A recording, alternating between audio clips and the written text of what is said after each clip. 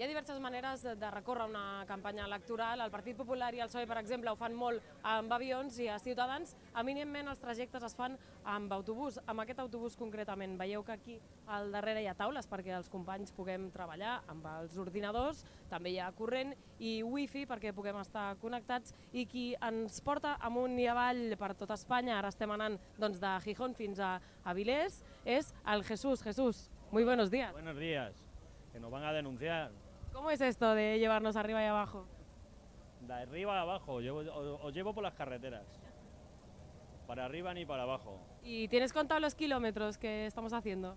No, porque no lo voy sumando. Aparte que yo no he estado en todo el trayecto. Hay también un compañero que ha estado en varios puntos de España. Porque ¿cómo va eso? Ayer, por ejemplo, teníamos que ir parando cada 2 horas porque tú tienes que ir haciendo descansos. En el trayecto que hicimos desde Vigo a Gijón, claro, la gente decía, no hace falta parar, no hay que ir al baño, pero teníamos que parar porque vosotros tenéis que hacer paradas cada cuánto y por qué.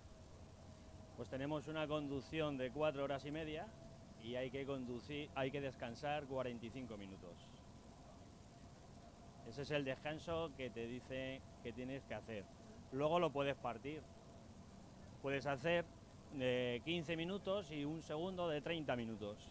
¿Y eso de ir con la cara de Albert Rivera de más de 2 metros fuera, cómo se lleva? ¿Te miran raro? Sí, la verdad que en esta semana, en estos días, no me han sacado más veces el dedo que no sé no creo que sea a mí. ¿Te han sacado más el dedo que tirarte besos? Vaya que sí. ¿Y en qué punto de España? En Barcelona sobre todo.